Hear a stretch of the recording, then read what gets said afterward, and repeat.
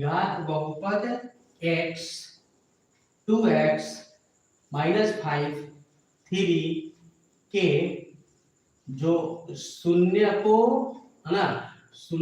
का योग है ना, क्या है। क्वेश्चन ये है, ऑप्शन नंबर ए में है 2/5, बी में है -5/2, सी में है -3/2 और 5/2। ये क्वेश्चन है, इसको देखिए समझिए क्या है क्वेश्चन। हम बता रहे हैं कि क्वेश्चन क्या है, आप सभी लोग समझिएगा क्या है क्वेश्चन, ठीक है। देखिए ध्यान से समझिए, देखिए क्वेश्चन क्या है। द्विघात बहुपद है, बहुपद द्विघात बहुपद है। द्विघात बहुपद कहने का मतलब कि x का 2 घात होगा। तो यहाँ जब हम इसको हल करेंगे तो जरूर है इसको हल करने के बाद द्विघात बन जाएगा, यानी कि हल करने पर x का 2 घात बन जाएगा।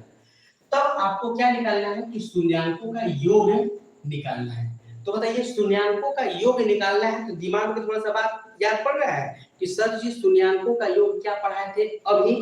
देखिए शून्यांकों का योग हम अभी हेल्प कर रहे हैं, आपको याद दिला दे रहे हैं। शून्यांकों का योग पढ़ाए हैं -b/a। इतना खाली अभी याद करिए, याद पड़ा ये बात। शून्यांकों का योग क्या पढ़ाया है, -b/a पढ़ाया है।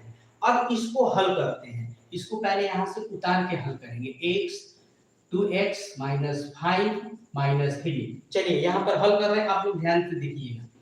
x को 2x के साथ गुणा करिए, ठीक है। तो x को 2x के साथ गुणा करेंगे तो क्या होगा, 2x को x के साथ गुणा करेंगे तो x² हो जाएगा, ठीक है।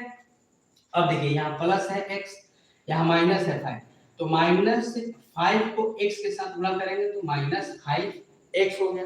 यहाँ तक भी क्लियर है। अब -3 है तो लिख दिए -3। हो गया कि नहीं हो गया।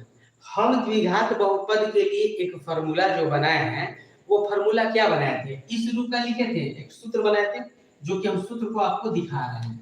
इस रूप के लिखे थे ax² plus bx plus c। ऐसा ही ना लिखे थे, बोलिए ऐसा ही लिखे थे। ax² यहाँ पर 2x² है, माइनस है यहाँ पर प्लस है, b है x है 5x है, माइनस है 3 है, तो यहाँ पर c। देखिए यहाँ a का काम क्या कर रहा है, 2 कर रहा है। बताइए a का काम क्या कर रहा है, 2 कर रहा है। अब ध्यान दीजिए b का काम क्या कर रहा है, -5 कर रहा है।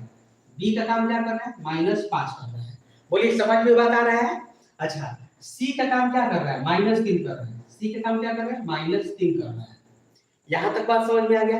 लेकिन बताइए क्वेश्चन क्या है, शून्यांकों का योग क्या है।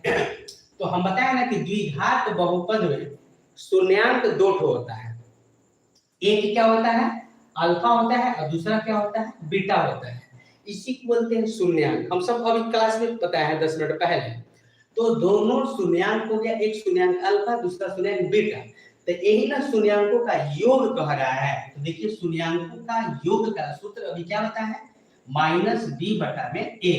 तो लिखेंगे शून्यांकों के योग के लिए इधर लिख रहे हैं, शून्यांकों के योग बराबर लिखेंगे -b/a।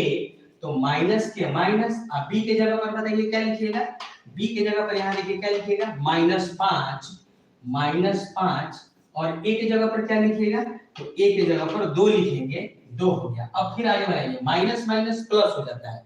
बताइए माइनस माइनस क्या होता है, प्लस। तो माइनस माइनस प्लस हो गया 5 और बटा में 2, यानी 5/2 क्या हो जाएगा आपका आंसर हो जाएगा।